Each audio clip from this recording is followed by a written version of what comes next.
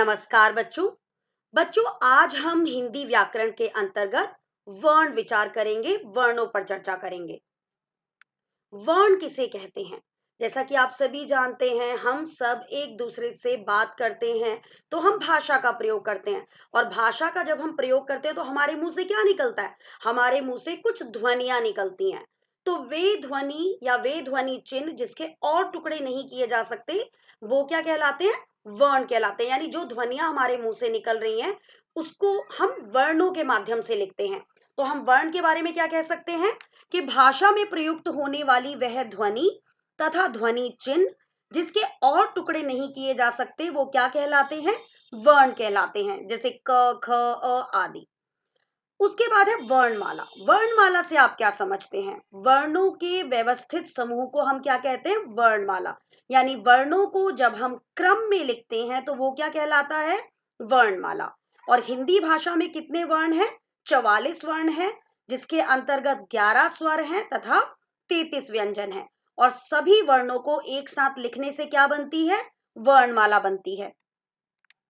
वर्णों के भेद। वर्ण के कितने भेद होते हैं? वर्ण के दो भेद होते हैं, स्वर तथा व्यंजन।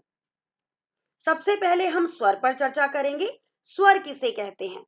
जिन वर्णों का उच्चारण स्वतंत्र रूप से हो, अर्थात जिसे बोलने के लिए हमें अन्य किसी भी ध्वनि की सहायता ना लेनी पड़े, वो क्या कहलाते हैं? स्वर। और इनके उच्चारण में क्या होता है? हवा जो है वो मुंह के किसी भी भाग से नहीं टकराती। और हिंदी भाषा में इसकी संख्या कितनी है? 11। अ, आ, ई, उ, री, ए, ओ, औ। तो ये 11 स्वर हैं हिंदी के। और स्वरों को हम दो तरीकों से लिखते हैं। एक तो उसके मूल रूप में, यानी अ, आ, ई, हम इसको शब्दों में ऐसे ही प्रयोग करते हैं। और दूसरा हम प्रयोग करते हैं मात्रा के रूप में। जैसे यहां पर आप देखेंगे क प्लस आ, तो क्या बन गया? आ। यानी इस आ को हमने मात्रा के रूप में प्रयोग किया। क प्लस ई, तो इस ई को हमने मात्रा के रूप में प्रयोग किया, तो क्या बन गया? की।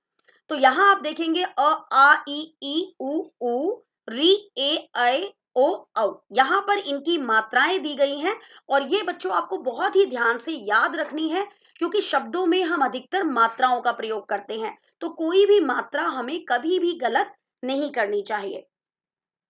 उसके बाद स्वर के भेद। स्वर के कितने भेद हैं? स्वर के 3 भेद हैं। ह्रस्व स्वर, दीर्घ स्वर और प्लुत स्वर। ह्रस्व स्वर क्या होता है?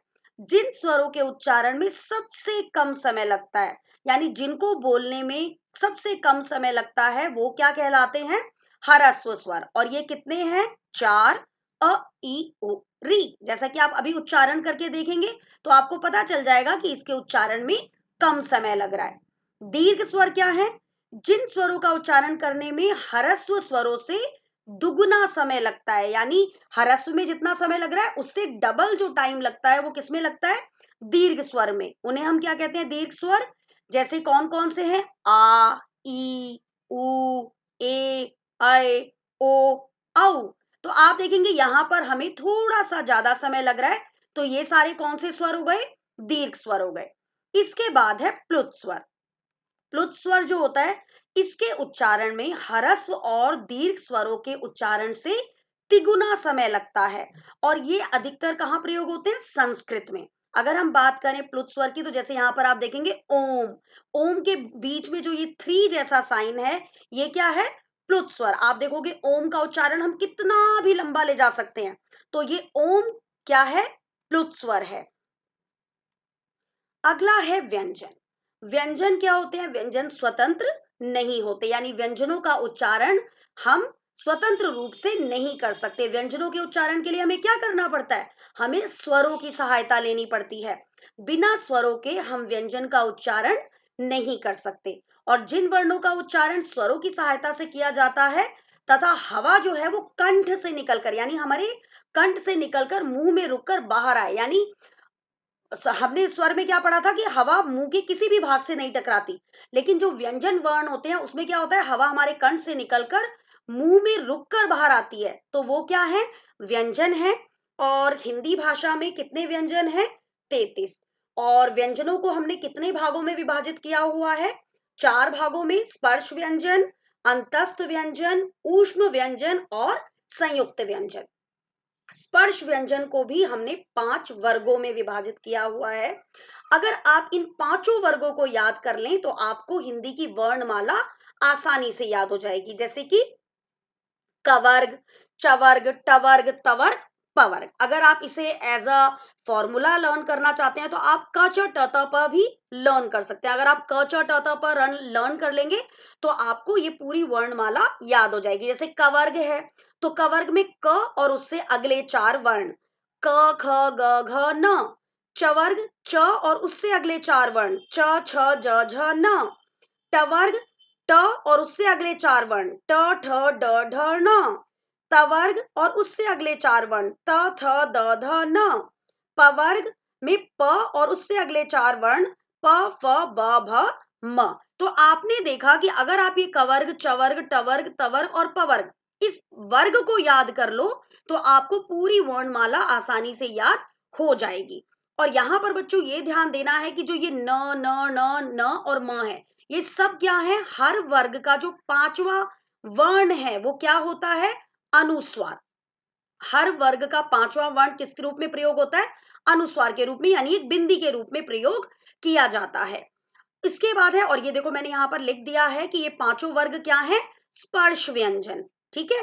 उसके बाद है अंतस्थ। अंतस्थ में कौन से हैं, 4 व्यंजन आते हैं, य र ल व। ऊष्म व्यंजन कौन से हैं, श श स ह। और संयुक्त व्यंजन कौन से हैं, क्ष त्र ज्ञ और श्र। यानी 2 व्यंजनों के मेल से जो बन रहे हैं वो सारे क्या हो गए, संयुक्त व्यंजन। तो इस प्रकार हमने व्यंजनों को 4 भागों में विभाजित कर दिया। इसके बाद बच्चों एक चीज और ध्यान देने योग्य है, जब आप हिंदी में शब्दों को लिखते हैं तो आप ये ध्यान रखें कि ड और ढ, इससे किसी भी शब्द का प्रारंभ नहीं होता। ड और ढ का प्रयोग हम हमेशा शब्दों के बीच में करते हैं, तो ये आपको हमेशा ध्यान रखना है। व्यंजन के भेद, जैसा कि मैंने अभी आपको बताया था, 4 भागों में विभाजित किया गया है। इसको हम विस्तार पूर्वक जान लेते हैं कि स्पर्श व्यंजन हम किसे कह सकते हैं।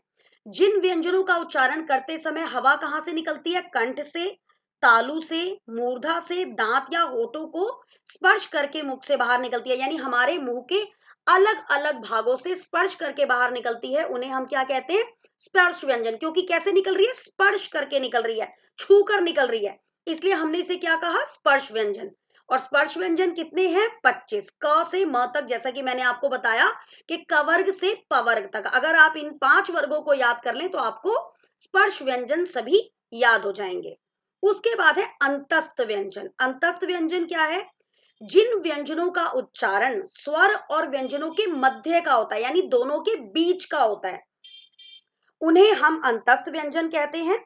इनके उच्चारण में क्या होता है, जीभ किसी विशेष भाग को नहीं छूती। जब हम इन वर्णों का उच्चारण करते हैं तो हमारी जो टंग है, हमारी जो जीभ है, वो किसी भी मुंह के भाग को नहीं छूती। और अंतस्थ व्यंजन कौन कौन से हैं, ये 4 हैं, य र ल व। जब आप इसको उच्चारण करके देखेंगे तो आप देखेंगे कि जीभ किसी विशेष भाग को नहीं छूती। उसके बाद है ऊष्म व्यंजन, जैसा कि शब्द से ही क्लियर है, ऊष्म यानी गर्मी। तो जिन व्यंजनों का उच्चारण करते समय हवा मुंह में टकराकर गर्मी पैदा करती है, उन्हें हम क्या कहते हैं, ऊष्म व्यंजन कहते हैं। जब आप ऊष्म व्यंजनों का उच्चारण करेंगे तो आप देखेंगे कि आपके मुंह से गर्मी निकल रही है, जैसे श श स ह। आप इसे उच्चारित करके देखिए तो गर्मी पैदा होगी, इसलिए इन्हें हमने किसकी श्रेणी में रखा, ऊष्म व्यंजन की श्रेणी में रखा। इसके बाद अगला है संयुक्त व्यंजन। जो 2 व्यंजनों के मेल से बनते हैं वो क्या कहलाते हैं, संयुक्त व्यंजन। और ये भी 4 हैं, क्ष त्र ज्ञ और श्र।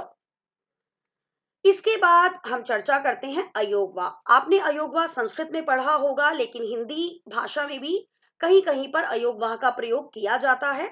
और अयोगवा कौन से होते हैं, जो ना स्वर होते हैं और ना व्यंजन होते हैं, वे अयोगवा की श्रेणी में आते हैं। और अयोगवा कितने हैं, अयोगवा 2 हैं, एक है अनुस्वार और दूसरा है विसर्ग। अनुस्वार क्या है, जैसे मैंने अभी आपको बताया था कि हर वर्ग का जो 5वां वर्ण है वो अनुस्वार है, और वो किसके रूप में प्रयोग होता है, इस बिंदी के रूप में प्रयोग होता है। और विसर्ग 2 बिंदियों के रूप में प्रयोग होता है, जो शब्द के बाद लगाया जाता है। और ये जो अनुस्वार है ये तो शब्द के बीच में भी लग जाता है, स्वरों पर लगता है।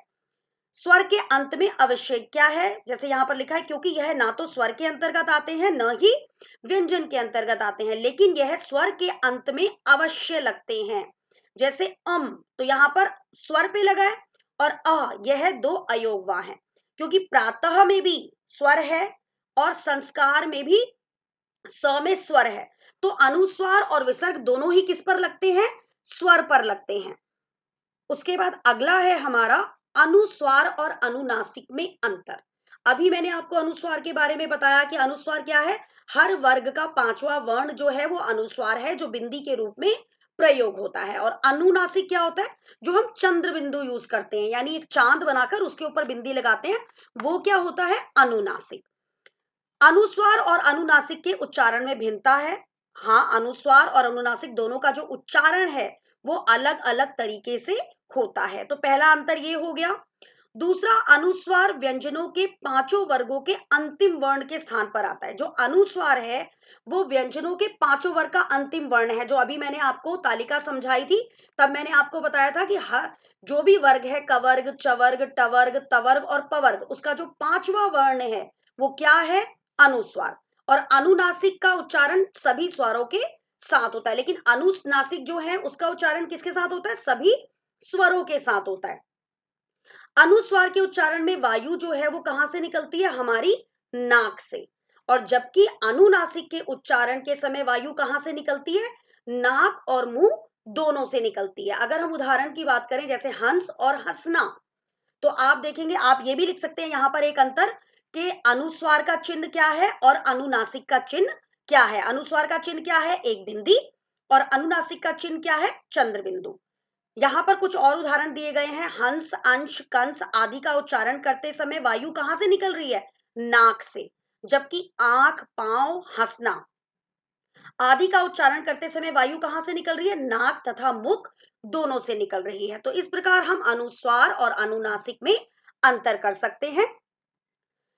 अगला, हमने हिंदी शब्दों में, वैसे तो विसर्ग संस्कृत में प्रयोग होता है, लेकिन हिंदी में भी कई स्थानों पर हमने विसर्ग का प्रयोग देखा है। इसका उच्चारण हम कैसे करते हैं, ह के रूप में। विसर्ग को हम लिखते दो बिंदियों के रूप में है, लेकिन उसका उच्चारण कैसे होता है, ह के रूप में। जैसे प्रातः, विसर्ग का उच्चारण हमने कैसे किया, ह के रूप में। प्रातः, अतः, दुख। तो यहां पर हमें यह ध्यान रखना है कि जब विसर्ग वाले शब्द आते हैं तो हमें ह नहीं लिखना, उसके स्थान पर दो बिंदियां लगानी है, विसर्ग लगाना है। अगला है आगत स्वर। आगत स्वर क्या होता है, अर्धचंद्र। अर्धचंद्र यानी चांद का आकार होता है और उसमें कोई बिंदी नहीं होती। अर्धचंद्र में सिर्फ हमें आधा चांद बनाना है। इसका उच्चारण कैसे होता है, आ तथा ओ के मध्य की ध्वनि के रूप में, यानी हम क्या कहते हैं, आ। इसका प्रयोग अंग्रेजी के शब्दों को देवनागरी लिपि में लिखने के लिए किया जाता है, यानी जो शब्द हम अंग्रेजी भाषा के हिंदी भाषा में प्रयोग करते हैं उनमें हम आगत स्वर का प्रयोग करते हैं। यानी कुछ ऐसे शब्द होते हैं जो अंग्रेजी भाषा में ही प्रचलित है और उन्हें हम हिंदी में भी लिख देते हैं, तो वहां पर किसका प्रयोग किया जाता है, आगत स्वर का। जैसे यहाँ आप उदाहरण देखेंगे, डॉक्टर। डॉक्टर जो है वो अंग्रेजी का शब्द है, लेकिन हम हिंदी में जब देवनागरी में लिखते हैं तो डॉक्टर के ऊपर आप जो ये आधा चांद देख रहे हैं, अर्धचंद्र, ये क्या है, आगत स्वर। कॉलेज, कॉलेज में ये अर्धचंद्र क्या है, आगत स्वर। ऑफिस, ऑफिस में ये अर्धचंद्र क्या है, आगत स्वर। और ये तीनों ही शब्द किस भाषा के हैं, अंग्रेजी भाषा के, जिन्हें कि हमने हिंदी भाषा में प्रयोग किया है। अगला है संयुक्ताक्षर। क्योंकि हम हिंदी के वर्णों के विषय में पढ़ रहे हैं, तो हिंदी वर्णों के अंतर्गत संयुक्ताक्षर भी आते हैं। संयुक्ताक्षर क्या है, दो अलग अलग व्यंजनों के मिलने से बने अक्षर क्या कहलाते हैं, संयुक्ताक्षर। यानी दो अलग अलग व्यंजन जब मिलते हैं तो क्या बन जाते हैं, वो संयुक्ताक्षर। लेकिन इसमें एक चीज ध्यान देने योग्य है कि जो पहला व्यंजन है वो अ रहित होता है और दूसरा व्यंजन व्यंजन असहित होता है। संयुक्त संयुक्त वर्ण और संयुक्ताक्षर दोनों में फर्क है, तो ये आपको ध्यान रखना है कि संयुक्ताक्षर में पहला जो व्यंजन होगा वो कैसा होगा, अरहित, और दूसरा असहित। जैसे आप ये देखेंगे, प य अ, तो आप देखेंगे प में हमने अ नहीं जोड़ा, हमने प में स्वर को नहीं जोड़ा, हमने य में स्वर को जोड़ा, तो क्या बन गया, प्य। तो जो प्य है, पहला वर्ण अरहित, दूसरा वर्ण असहित, तो ये प्य क्या है, संयुक्ताक्षर, इससे हमारा क्या शब्द बन गया, प्यारा, प्यास। और भी शब्द बना सकते हैं उसी प्रकार, त य अ त्य, त्योहार, त्याग। तो यहाँ पर पहला वर्ण जो है वो अरहित है और दूसरा वर्ण असहित है। उसी प्रकार अगला है क य अ क्य, क अरहित है और य असहित है, क्यारी, क्योंकि। च छ छ, स्वच्छ, अच्छा। पहला वर्ण अरहित और दूसरा वर्ण असहित, तो आपको संयुक्त वर्ण और संयुक्ताक्षर में गलती नहीं करनी है। अगला है संयुक्ताक्षर लिखने की विधि। संयुक्ताक्षर हम कैसे लिखते हैं, हम तीन तरीके से लिख सकते हैं। जैसे पाई हटाकर, जैसे अभी मैंने बताया था कि हम जो अ की मात्रा है वो हटाकर लिख सकते हैं। जो ये है पाई, इसे हम क्या कहते हैं, ये आ की मतलब अ की मात्रा के जैसी ही है, अ की वैसे कोई मात्रा नहीं होती, लेकिन इस मात्रा को हटाकर हम लिख सकते हैं, इसे हम क्या कहते हैं, पाई। जैसे प की ये जो डंडी है इसको हम हटा देंगे तो क्या बन जाएगा, प्यार। अच्छा में च से पाई हटा दी, विश्व में श से पाई हटा दी, ध्यान में ध से पाई हटा दी, स्वतंत्रता में स से पाई हटा दी। तो इस प्रकार हम पाई हटाकर संयुक्ताक्षर लिख सकते हैं। उसके बाद है हलंत लगाकर, क्योंकि आपको पता ही है कि जो व्यंजन वर्ण होते हैं वो हलंत युक्त होते हैं, तो कई बार हम शब्दों में हलंत का प्रयोग करके भी संयुक्ताक्षर लिख सकते हैं। बिना पाई वाले व्यंजनों को हलंत लगाकर उनका अरहित रूप दिखाया जाता है। जैसे लट्टू, यहां पर हमने, क्योंकि यहां पाई नहीं हटाई, हमने हमने लट्टू को व्यंजन रूप में ही प्रयोग कर लिया, तो ट में हलंत लगा दिया, कद्दू द में हलंत लगा दिया। तो इस प्रकार भी हम हलंत लगाकर भी शब्दों में प्रयोग कर सकते हैं। उसके बाद है घुंडी हटाकर। घुंडी क्या होती है, जो ये टेढ़ी आपको मात्रा दिख रही है, जैसे क में ये टेढ़ा करके लिखा हुआ है, फ में ये टेढ़ा करके लिखा हुआ है, तो जैसे क फ जैसे वर्णों में अंत का लटका हुआ गोल हिस्सा, जो ये अंत में लटका हुआ गोल हिस्सा है, इसे हटाकर हम संयुक्ताक्षर लिख सकते हैं। जैसे भक्त, हमने क की ये जो घुंडी है इसको हमने हटा दिया तो क्या बन गया, भक्त। उसी प्रकार दफ्तर के फ की गोल घुंडी को हमने हटा दिया, मक्खी के क की गोल घुंडी को हटा दिया। तो इस प्रकार हम संयुक्ताक्षर को लिख सकते हैं। तीन तरीकों से लिख सकते हैं, पाई हटाकर, हलंत लगाकर और घुंडी हटाकर। अगला है र के विभिन्न प्रयोग। आप जब शब्द बनाते हैं तो आपने देखा होगा कि र को अलग अलग तरीकों से प्रयोग में लाया जाता है। एक र का हम प्रयोग करते हैं वर्ण के ऊपर लगाकर, और इस वर्ण को लिखते वक्त आपको विशेष रूप से ध्यान रखना है कि जब हम कोई शब्द लिखते हैं या बोलते हैं, जब हम बोलते हैं, जैसे हमने बोला पर्व, तो र का उच्चारण प पर है, लेकिन इस र को हम उससे अगले वर्ण पर लगाएंगे। तो इस बात का आपको विशेष रूप से ध्यान रखना है कि जो र वर्ण के ऊपर लगता है वो हमेशा उच्चारित होने वाले अगले वर्ण पर लगता है। ठीक है, जैसे र व, तो ये क्या बन गया, पर्व। पर्व में प के बाद र का उच्चारण है, लेकिन वो लगेगा किस पे, व पे। गर्व, गरव, लेकिन लगेगा किस पे, व पे। तर्क, तो यहां पर भी अगले वर्ण पे। कर्म, धर्म, तो इस प्रकार आपने देखा कि र को हम वर्णों के ऊपर लगा के प्रयोग कर सकते हैं। दूसरा है, हम वर्ण के नीचे तिरछी रेखा के रूप में भी लगा सकते हैं। जैसे आप यहां देखेंगे ग र, तो ये क्या बन गया, ग्र, प्र, म्र। तो शब्द कैसे बन गए, ग्रह, ग्राम, प्रेम, प्रकाश, आम्र, नम्र। तो इस प्रकार हम र को वर्ण के नीचे तिरछी रेखा के रूप में लगाकर भी कर सकते हैं। उसके बाद आपने देखा होगा कि हम ऐसे, जो ये आप देख रहे हैं दो लकीरें, तिरछी लकीरें जो देख रहे हैं, हम इस तरह से भी र का प्रयोग कर सकते हैं। जैसे यहाँ पर ट्रेन, ट्रेन में आप देखेंगे ट र है, तो इसे हमने कैसे लिखा, दो तिरछी रेखाओं को वी, वी को उल्टा कर दीजिए, वी को उल्टा करके भी हम लिख सकते हैं, जैसे ट्रेन, ट्रक, ड्रामा, ड्रम। उसी प्रकार हम र को ऐसे भी लिख सकते हैं, त र, तो यहां पर त्र, ये तो नीचे, इसके नीचे आ गया। तो हम इस प्रकार से र को अलग अलग रूप में लिख सकते हैं। अगला है वर्ण विच्छेद। ये हमने पहले भी पढ़ा हुआ है, वर्ण संयोग और वर्ण विच्छेद। विच्छेद का अर्थ क्या होता है, अलग करना, यानी शब्द के प्रत्येक वर्ण को अलग अलग करके लिखना, उनके अंतर्गत आने वाले स्वर और व्यंजन को अलग अलग करके लिखना क्या कहलाता है? वर्ण विच्छेद। जैसे यहाँ पर माता दिया हुआ है, म आ त आ, तो ये क्या हुआ? माता बन गया, ये इसका वर्ण विच्छेद हो गया। उसी प्रकार रक्षा, रक्षा, अंगूर, प्रेम, ट्रक, शर्म, इन सबके यहाँ पर वर्ण विच्छेद दिए गए हैं, यानी वर्णों को अलग अलग करना वर्ण विच्छेद। और अगर हमें ये वर्ण विच्छेद दिया जाए और हम इसको जोड़कर माता बना दें, रक्षा बना दें, अंगूर बना दें, प्रेम बना दें, ट्रक बना दें, शर्म बना दें, तो ये क्या हो जाएगा? ये हो जाएगा वर्ण संयोजन या वर्ण संयोग। वर्णों को जोड़ना वर्ण संयोजन या वर्ण संयोग, और वर्णों को तोड़कर लिखना, अलग अलग करके लिखना, वर्ण विच्छेद। अब इस पाठ के अंतर्गत हमने जो भी पढ़ा उसकी एक बार हम पुनरावृत्ति कर लेते हैं। मुख से बोले जाने वाली सबसे छोटी ध्वनि जो है वो क्या कहलाती है? वर्ण कहलाती है, और इसके और अधिक टुकड़े नहीं किए जा सकते। समस्त वर्णों का एक साथ क्रमानुसार लिखने से क्या बनती है? हमारी वर्णमाला बनती है। वर्ण के दो भेद हैं, स्वर और व्यंजन। स्वर तीन प्रकार के होते हैं, ह्रस्व, दीर्घ और प्लुत। और हमने अयोगवा कौन से पढ़े? अम और आ, यानी अनुस्वार और विसर्ग।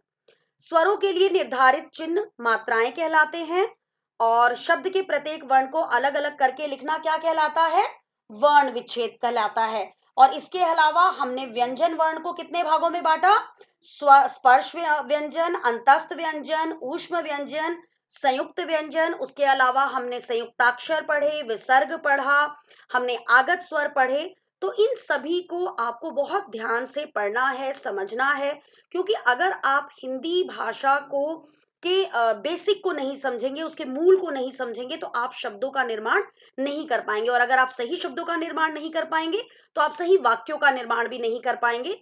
और किसी भी भाषा को सीखने के लिए हमें सार्थक वाक्यों का निर्माण करना आना चाहिए। तो बच्चों, आज हमने वर्ण विचार पर चर्चा की।